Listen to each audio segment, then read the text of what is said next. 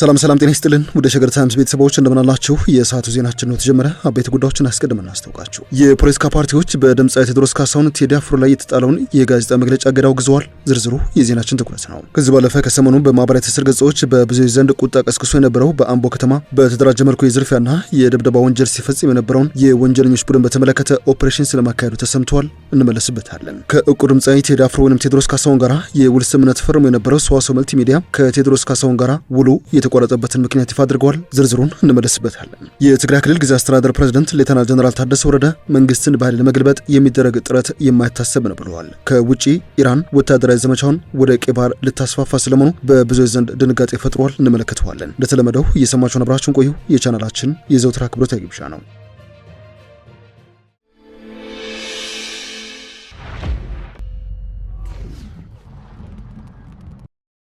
ወደ ቀዳሚ ጉዳያችን ስናመራ የትግራይ ክልል ጊዜያዊ አስተዳደር ፕሬዝዳንት ጀነራል ታደሰ ወረደ መፈንቅለ መንግስት የማይታሰብ ነው ሲሉ ይፋ አድርገዋል። ሌተናል ጀነራል ታደሰ ወረደ በመቀለ ከተማ በሰጡት ጋዜጣዊ መግለጫ ወደ አዲስ አበባ አቅንተው የነበሩት በፌዴራል መንግስት ጥሪ ተደርጎላቸው ሪፖርት ለማቅረብ እንጂ ስልጣን ለማራዘም እንዳልሆነ ተናግረዋል። ፕሬዝዳንቱ የጊዜያዊ አስተዳደሩ የስልጣን ዘመን መጋቢት 30 ቀን 2018 ማብቃቱን አስታውሰው ስልጣን በስርዓት እንዲስተካከልና ለህዝብ ግልጽ እንዲሆን ቀደም ብለው ለክልሉ ካቢኔ ሲያሳስቡ እንደነበረም ይፋ አድርገዋል። ወደ አዲስ አበባ ያደረጉትን ጉዞ በተመለከተ ከህወሓት ጋር በመመካከርና በፌዴራልና በትግራይ ክልል መካከል ያለውን ውጥረት ለማርገብ ታስቦ የተደረገ ሂደት ስለመሆኑም አስረድተዋል። ጀነራል ታደሰ ወረደ ለፌዴራል መንግስት ባቀረቡት ሪፖርት በትግራይ ያለውን የኢኮኖሚ የማህበራዊና የመሰረተ ልማት ችግሮች በዝርዝር አንስተዋል። በተለይም የበጀት መከልከል፣ የባንክ አገልግሎትና የነዳጅ እጥረት በክልሉ ግብርና ፕሮጀክቶች ላይ ያደረሰውን ማነቆም አስታውሰዋል። የፌዴራል መንግስት ነዳጅ እያስቀመጣችሁ ነው የሚል ጥያቄ ቢያነሳም ፕሬዝዳንቱ ግን ለገበሬው ለመስኖ እንኳን ያልበቃ ነዳጅ የሚቀመጥበት ምክንያት የለም በማለትም ምላሽ ሰጥተዋል። አክለውም በኃይል የተያዙ የትግራይ ክልል መሬቶች ያሏቸውን ስፍራዎች ወደ ክልሉ መመለስ እንዳለባቸውና ተፈናቃዮቹ ወደ ቀያቸው መመለስ የህልውና ጉዳይ መሆኑን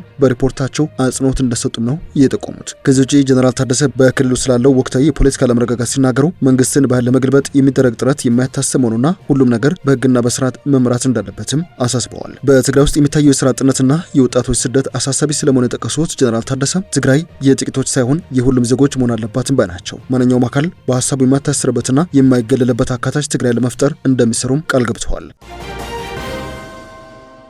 ዜናችን እንደቀጠለ ነው። ወደ ሌሎች ጉዳዮቻችን እናምራችሁ። ትብብር ለኢትዮጵያ አንድነት የተሰኘው የአራት ፖለቲካ ፓርቲዎች ቅንጅት ድምጻዊ ቴዎድሮስ ካሳሁን ቴዲ አፍሮ አዲስ በሚወጣው የሙዚቃ ስራ ዙሪያ ሊሰጥ የነበረው ጋዜጣዊ መግለጫ መደናቀፉን በጽኑ አወግዟለሁ ሲል አስታውቋል። ድርጅቱ ባወጣው መግለጫ ሀሳብን በነጻነት መግለጽ ከማንም የሚሰጥ ችሮታ ሳይሆን የማይለገስ የሰው ልጆች ተፈጥሯዊ መብት ነው ሲል አስታውቋል። በህገ መንግስቱ አንቀጽ 10 ላይ የሰው ልጅ መብቶች የማይገሰሱ መሆናቸውን መካተቱን የጠቀሰው ቅንጅቱ ማንኛውም ሰው ያለማንም ጣልቃ ገብነት ሀሳቡን የመግለጽ ነጻነት እንዳለው የሚደነግገውን አንቀጽ 29ንም ለአብነት አንስተዋል። ይሁን እንጂ በሀገሪቱ ያሉ ስርዓቶች ራሳቸው ለጻፉት ህግ ለመገዛት ሲቸገሩና ከህግ በላይ ሲሆኑ ይታያሉ ሲል ምን ወቀሰው። ድምጻዊ ቴዎድሮስ ካሳሁን ሊሰጥ የነበረው መግለጫ ስለመታገዱ በይፋ ደብዳቤ የተገለጸ ነገር ባይኖርም የስርዓቱ ባለስልጣናት የሚያሳዩት የቃላት ጥቃትና ዘለፋ በእጅ አዙር የተፈጸመ እገዳ መኖሩን እንደሚያመላክት መግለጫው ያስረዳል። በማዕከላዊ አርቲስቱ ኢትዮጵያዊነትንና ታሪክን መዘከር ነውር በነበረበት ወቅት ወጣቱን በስነ ልቦና በመገንባት ላደረገው በጎ አስተዋጽኦ እውቅና ሊሰጠው ሲገባ እንደዚህ ያለው መሳደድ አግባብ አይደለም ሲል ነው የገለጸው። ትብብሩ ይህን መሰል ቀጥተኛና ቀጥተኛ ያልሆኑ አፍናዎች ለሌላ ቀውስ በር ከፋችና ገፊ ምክንያቶች ናቸው ብሎ እንደሚወስድም በዚሁ መግለጫው ይፋ አድርገዋል። ከዚሁ ጋር በተያያዘ ሰዋሰው መልቲ ሚዲያ የተሰኘው ከድምጻዊ ቴዎድሮስ ካሳሁን ጋራ የአልበም ማሳተም ውል ፈርሞ የነበረው የፕሮዲዩሲንግ ካምፓኒ ከድምጻዊ ጋራ ውላቸው የተቋረጠበትን ምክንያት ይፋ አድርገዋል። ሰዋሰው መልቲ ሚዲያ ከድምጻዊ ቴዎድሮስ ካሳሁን ጋራ ግንኙነታቸው ሰላማዊ ስለመሆኑ እየጠቆመ ሲሆን ከሰሞኑ ከድምጻዊ ጋራ ያሰርኳቸውን ውሎች በተመለከተ የተለያዩ መረጃዎች ሲወጡ ታዝቤያለሁ ባይ ነው። እነዚህ መረጃዎች በድርጅቱ ወዳጆች ዘንድ ቅሬታን ፈጥሯል በማለትም ይህንን ተከትለው ስለተፈጠረው ነገር ማብራሪያ ለመስጠት ተገድጃለሁ ብለዋል። ድምጻዊ ቴዲ አፍሮና ሰዋሰው መልቲ ሚዲያ የአብሮ መስራት ውል የተፈራረሙት ከአልበሙ የመለቀቅ ዜና በኋላ ሳይሆን ከዛሬ 3 ዓመት ከ8 ወር በፊት ነው ሲል የገለጸው የሙዚቃ ፕሮዲውሰሩ ድርጅት ድምጻዊ ቴዲ አፍሮ ደግሞ የአልበም ስራውን አጠናቀው ለማስረከብ የ1 ዓመት ጊዜ ወስዶ ነበርም ባይ ነው። ሆኖም ድምጻዊው በእነዚህ ጊዜያት ውስጥ የአልበም ስራውን ለማጠናቀቅ የወሰደውን ተጨማሪ ጊዜ በመረዳት መልቲ ሚዲያው በትዕግስት ሲጠብቀው ቆይቷል በማለትም ከዚህ ሁሉ ጊዜ በኋላ ድምጻዊ ቴዲ አፍሮና ሰዋሰው የነበራቸው ውል የተቋረጠው በሌላ የውል ማሻሻያ ሀሳብ እንጂ እንደሚባለው በነበረው የቀደመው ውል ላይ አለመግባባት ተፈጥሮ አይደለም ሲል ነው ያስታወቀው። ከሰሞኑ ከሚናፈሱት የተሳሳቱ መረጃዎች ውስጥ አንዱ ውሎ የፈረሰው ድምጻዊ ቴዲ አፍሮ ሊለቀው ካዘጋጀው አልበም ውስጥ ሰዋሰው እንዳይካተቱ የሚፈልጋቸው ስራዎች አሉ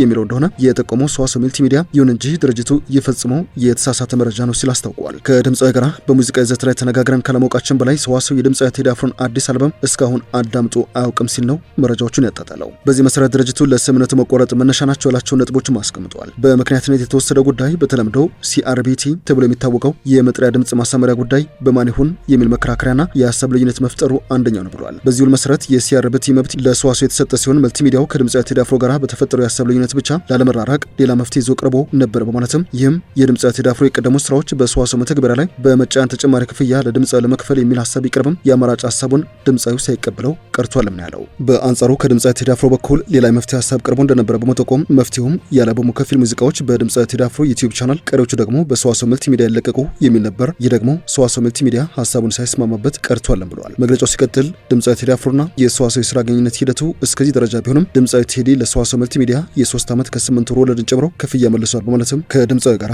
በሁለቱ ወገኖች መካከል አንዳችም አይነት አለመግባባት አልተፈጠረም ሲል ይፋ አድርገዋል። የሰዓቱ ዜናችን እንደቀጠለ ይገኛል።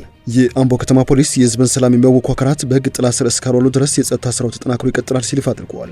በከተማዋና በዙሪያ በሚገኙ ነዋሪዎች ላይ ለረጅም ጊዜ ስጋት ደቅኖ ቆይቷል ያለውና በተደራጀ መልኩ የዝርፊያና የድብደባ ወንጀል ሲፈጽም የነበረው የወንጀለኞች ቡድን በጸጥታ ኃይሎች በተወሰደ የተቀናጀ እርምጃ መበታተኑ ነው የተሰማው። የአምቦ ከተማ ፖሊስ አደረገው በተባለ ከፍተኛ ክትትልና ወታደራዊ ኦፕሬሽን የቡድኑ አባላት የሆኑ 3 ግለሰቦችን በቁጥጥር ስር መዋል ተችሏል የተባለው። በቁጥጥር ስር ውሏል የተባሉ ተጠርጣሪዎች ታከለ ደሩ ቢሮ ቻሩ ወይንም ቶኩማ አካባ እንደዚሁም ሶስተኛ ገመቹ ጅራታ መንገሻ ናቸው ተብሏል። በአሁኑ ወቅት በከተማ ፖሊስ መምሪያ የምርመራ መዝገብ ተከፍቶባቸው ጉዳያቸው በህግ እየታየ ይገኛል ነው የተባለው። ፖሊስ አክሎ እንደገለጸው የቡድኑ አስተባባሪ ነው ተብሎ የሚጠረጠረው ካሳይ ቀነኒሳና ግብረ አበሩ አብዲሳ ጉዳታ ለጊዜው ከአካባቢው ያመለጡ ቢሆንም በየመሸሸጋቸውና በየጫካው አድረው ለማያዝ የጸጥታ ኃይሉ በትጋት እየሰራ ይገኛል ብለዋል። እነዚህን በዝርፊያ ተግባር የተሰማሩና ከአካባቢው ያመለጡ ግለሰቦችን ወይንም ካሳይ ቀነኒሳና አብዲሳ ጉዳታ የተመለከተ ወይንም መረጃ ለማንኛውም ዜጋ በአቅራቢያው ለሚገኝ የፖሊስ ጣቢያ ጥቆማ በመስጠት የዜግነት ድርሻውን እንዲወጣም ጥሪ አቅርበዋል።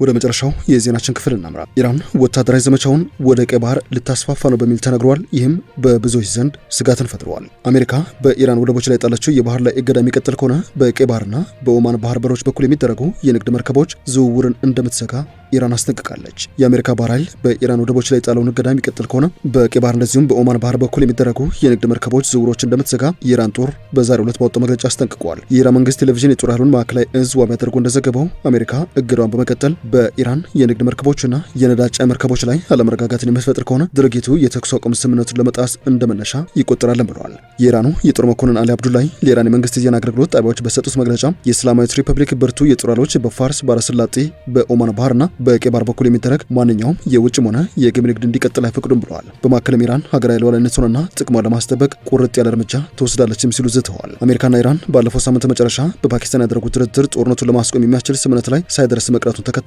አሜሪካ ካለፈው ሰኞ ጀምሮ በኢራን ወደቦች ላይ የባህር ላይ እገዳ መጣሉ የሚታወስ ነው። በሌላ በኩል የኢራኑ ታስኒም የዜና ወኪል ስማቸው ያልተጠቀሰ ምንጮችን ጠቅሶ እንደዘገበው በኢራን ደቡባዊ ወደቦች በኩል የሚደረገው መርከቦች እንቅስቃሴ እንደቀጠለ ነው። ባለፉት 4 ሰዓታት ውስጥ የኢራን የንግድ መርከቦች ወደ ተለያዩ የዓለም ክፍሎች ጉዞአቸውን መጀመራቸውንም የዜና ወኪሉ ጨምሮ ገልጸዋል።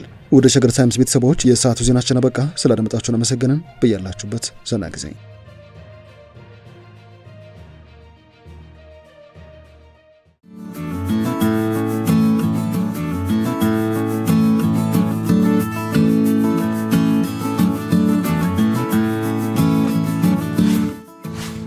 ሸገር ታይምስ ሚዲያን ሰብስክራይብ በማድረግና ደወሉን በመጫን ይከተሉን።